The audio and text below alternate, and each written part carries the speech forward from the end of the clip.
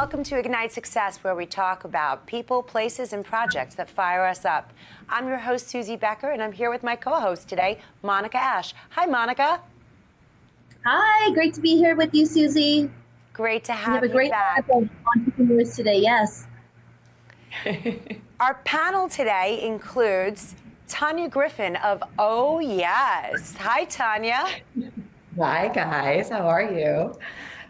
Good. Thanks for being on. We've got Trev Muir from Short Point. Hi, Trev. Hi. And David Esposito from ONL Therapeutics. Hi, David. Hi, good morning. Nice to see you. So I'm going to kick this round off by asking, what is your favorite part of working in your industry? Let's start with Tanya. I would have to say the sex and drugs. Sex, rock and roll, like you were saying. That's right. It's the sex, drugs, and rock and roll for sure. What about you, Trev? Can you compete with her? Yeah, I have to follow that one for sure. I honestly, I love the people that I get to interact with every day, and all the people I've met around the world because of the opportunities I've had through SharePoint. Amazing. And David, tell us about ONL Therapeutics. What's your favorite part? Sure, we get to focus on protecting vision of patients who are suffering from blinding diseases. So we get purposeful work on trying to protect vision in patients. Wow, it sounds like we've got 3 global citizens that are here to help community and build capacity. So Monica, I'm going to kick it over to you. Yeah, I'd love to hear more, Tanya, about how you got into cannabis and sex. 2 very controversial, I guess, topics, especially for us women. I'd love to hear how you got into the space and you're really owning it in your last era, as you said. Yeah, that's right. So, well, my background is in women's and family health. My growth management company, Water and Trees, has worked with startups for 2 decades. In 2012, I really ran headfirst into the cannabis industry, and I built the first vertically integrated national cannabis franchise in the country, had some very good exits from my dispensaries in Illinois and some stuff I built in Florida, and decided this kind of last hurrah, it was important for me to help others have more and better sex and kind of push through the shame and stigma, as we just said, around sex in drugs. And I don't take that lightly, just flippantly talking about sex and drugs. I also have a non-for-profit that I started several years ago, where I designed these cool little vending cabinets, and we give out absolutely free Narcan or naloxone everywhere people work, live, and play. In Illinois, I think we're coming into Michigan and a few other states right out of the gates here. So it was progressive. I have 6 kids and a couple of grandkids. And once I got them all out of the house, it was time for, sex and drugs. Good for you. So, good for you for owning that space. What's that, love? Say it again. I said, good for you for owning that space. Well, yeah. And we all need to own it. At our age, we're probably in the pocket, similar age groups. We grew up thinking sex was good. I mean, the younger kids are always playing on their phones, but I love sex. I'm always trying to help people find ways to dig in. Thank you. I would love to chat with you just for a few moments about your leadership. Your leadership is second to none. We've had amazing conversations about your leadership style and how you've gotten SharePoint into a really good financial space from some turbulent times. Can you share your one piece of advice when it comes to leadership? Yeah, absolutely. I guess you could talk specifically about how we care. I love this movement, how you say we care.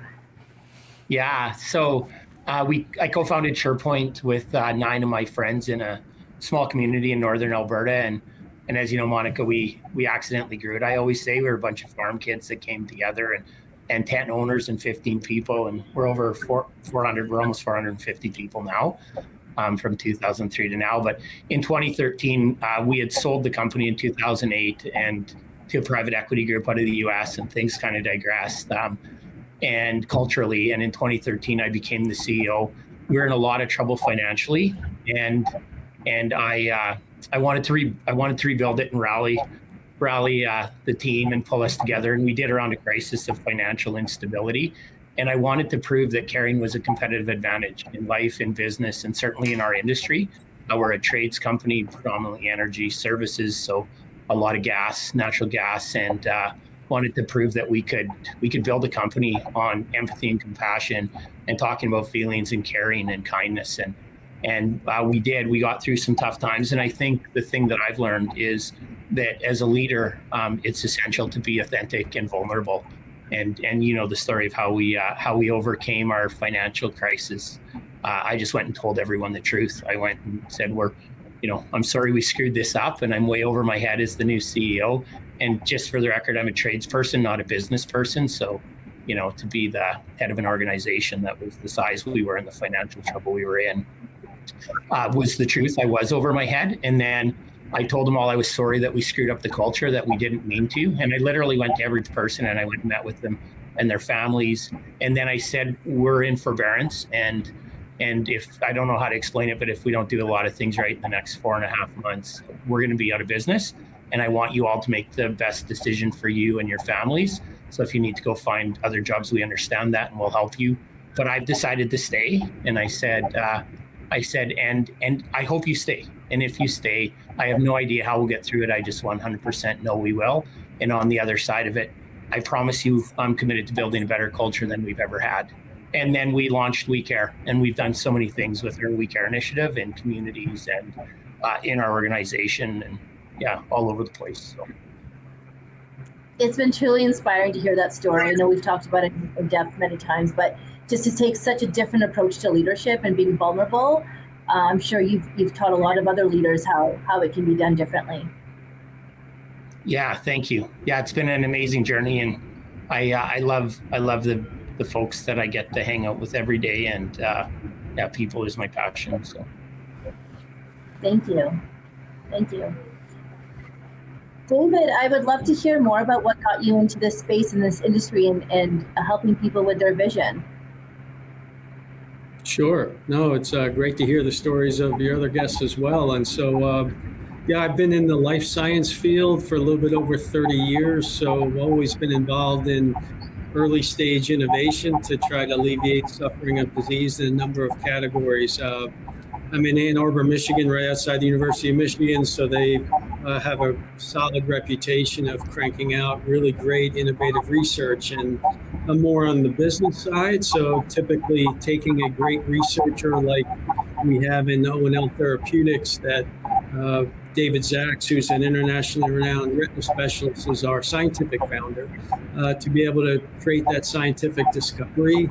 And then at the end of the day, it costs a lot of money to do clinical research. So how do you build a company, build a story, and then raise capital to get these innovations moving forward? They just don't happen overnight, so it's a lot of discovery work in the lab. And then ultimately, it's risk-based capital from venture capital that moves these programs forward. And so that's, been kind of my, of 30 years, probably the back half of my 15 years of doing this work. And it's, I think a credit to not only the scientific discovery, but, angel investors and venture investors that really want to move innovation forward. It takes capital to do it. And then eventually larger companies, the well-known companies, usually pick it up towards later stage trials, but early innovation occurs with risk capital and people really jumping in to try to build something. So it's been an exciting journey.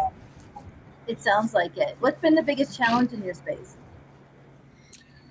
Yeah, I'd say two things. One, there's always a good set of excited individuals to jump in and take risks. So I think the people side, you usually find people that really want to get after it, which is needed. I think the two things are, one is the science is tough.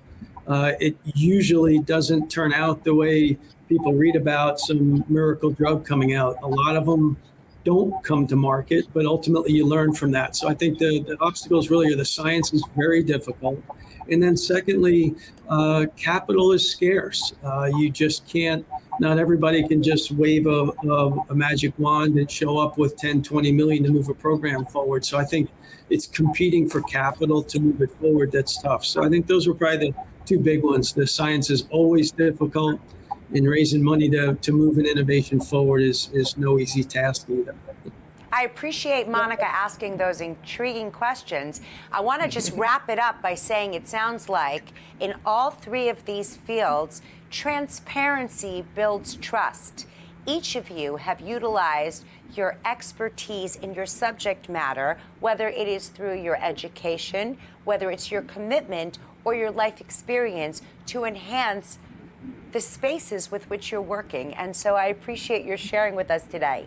Thanks so much for coming on, Monica, and thank you to all three of you for sharing your wisdom.